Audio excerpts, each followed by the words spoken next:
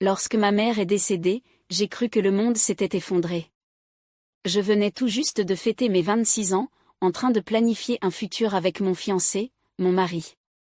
Nous vivions à quelques pâtés de maison de ma maison d'enfance, et tout dans ma vie semblait se mettre en place jusqu'à ce que cet appel redouté arrive en pleine nuit.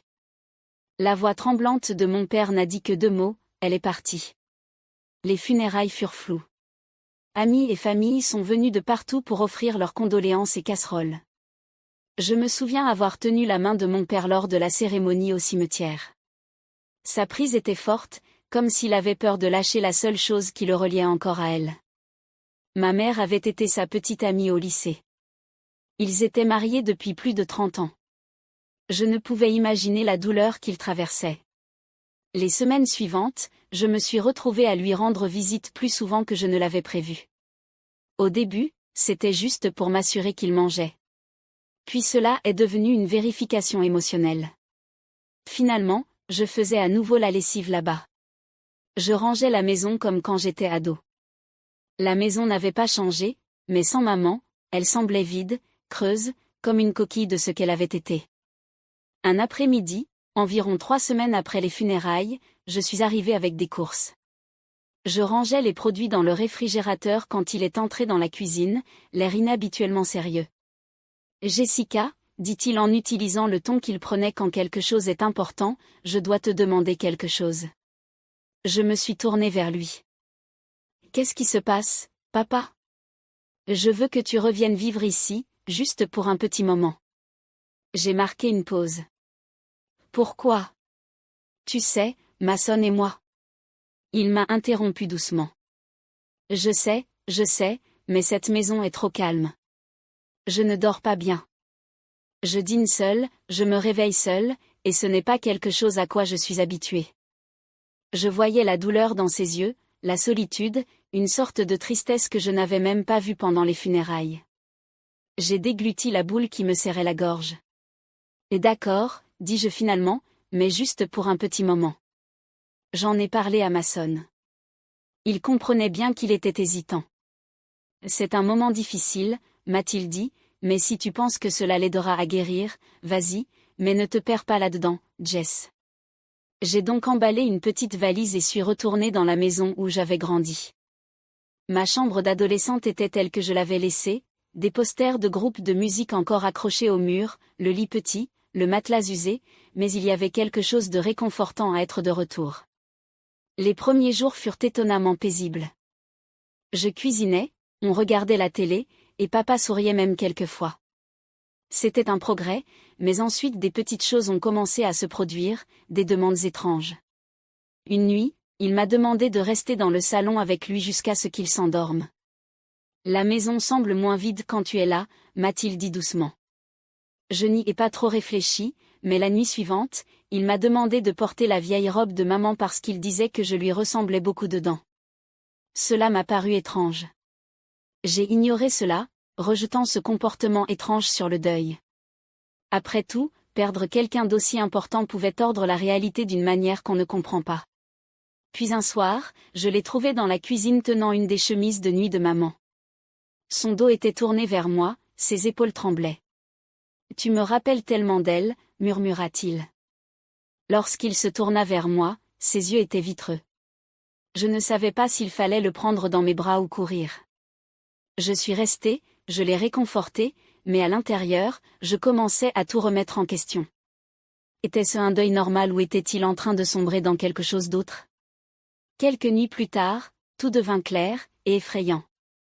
Nous dînions juste des spaghettis et des boulettes de viande, un repas simple. Il beurrait son pain lentement, puis leva les yeux vers moi. « J'ai réfléchi, » dit-il, « à aller de l'avant. » Je souris, soulagée. « C'est bien, papa. Maman ne voudrait pas que tu sois seule pour toujours. » Il hocha la tête. « Je suis d'accord, mais je ne veux pas de quelqu'un de nouveau. Je veux quelqu'un qui me comprenne, qui comprenne cette maison, qui me connaisse. » J'ai incliné la tête, confuse.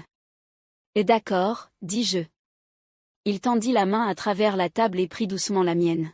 « Je veux que tu restes, pas seulement en tant que ma fille. » Je me figeais.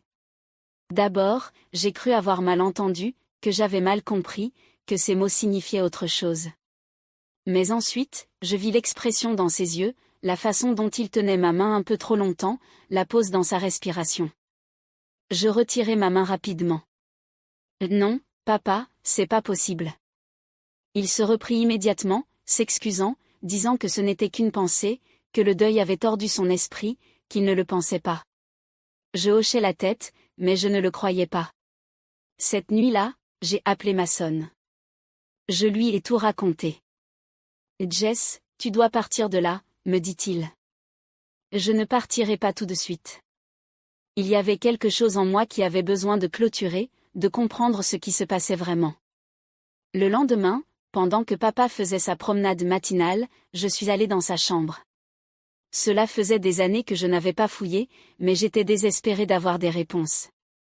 J'ai ouvert son tiroir de bureau et trouvé une pile de journaux soigneusement rangés, datés. La plupart des entrées étaient remplies de douleurs, de longs passages sur le manque de maman, sur le fait que la maison semblait être une prison, sur les nuits interminables. Mais en lisant plus loin, le ton a changé. Il écrivait sur moi, sur combien je lui rappelais maman, sur le fait que peut-être c'était le destin qui m'avait ramené dans la maison. Une entrée disait « Jessica est ma lumière dans cette obscurité ». Peut-être qu'elle était destinée à revenir pour plus que simplement aider. Peut-être que l'univers me dit quelque chose. J'ai senti mon estomac se nouer. Cette nuit-là, je me suis assise avec lui et je lui ai dit que je partais. « Tu as besoin d'aide, papa ?» lui dis-je. De l'aide réelle. C'est plus que du deuil. C'est quelque chose de plus profond, et ce n'est pas sain. Il ne m'a pas opposé de résistance. Il avait l'air d'un homme brisé, mais il hocha la tête point. Tu as raison, dit-il doucement. Je me suis perdue. Je suis retournée chez Mason, et c'était comme entrer dans un autre monde. J'ai dormi pendant 12 heures d'affilée la première nuit, et quand je me suis réveillée, j'ai pleuré. Non pas pour mon père, mais parce que je sentais sa tristesse. J'avais perdu mes deux parents d'une certaine manière, l'un par la mort, l'autre par quelque chose que je n'arrivais toujours pas à nommer. Les semaines passèrent, papa commença une thérapie. Il rejoignit un groupe de soutien au deuil. Je suis restée en contact, mais j'ai gardé des limites. Lentement, il commença à changer. Il planta de nouvelles fleurs dans le jardin de maman, commença à cuisiner ses repas, fit même quelques nouveaux amis dans son groupe. Ce n'était pas parfait, mais c'était un début. Quant à moi, j'ai appris à quel point le deuil pouvait être complexe, comment il pouvait déformer, manipuler et même réécrire notre réalité. Mais j'ai aussi appris qu'il y a des moments où l'amour véritable, sincère, signifie parfois partir, poser des limites, dire non. Je lui rends toujours visite une fois par semaine. Nous parlons de maman, nous partageons des histoires, nous rions, parfois nous pleurons, mais nous ne parlons jamais de cette nuit-là, et nous n'en parlerons jamais. Certaines choses sont mieux laissées dans le passé, et certaines lignes, une fois franchies, ne peuvent jamais être défaites. Et la guérison, elle, reste possible, même après.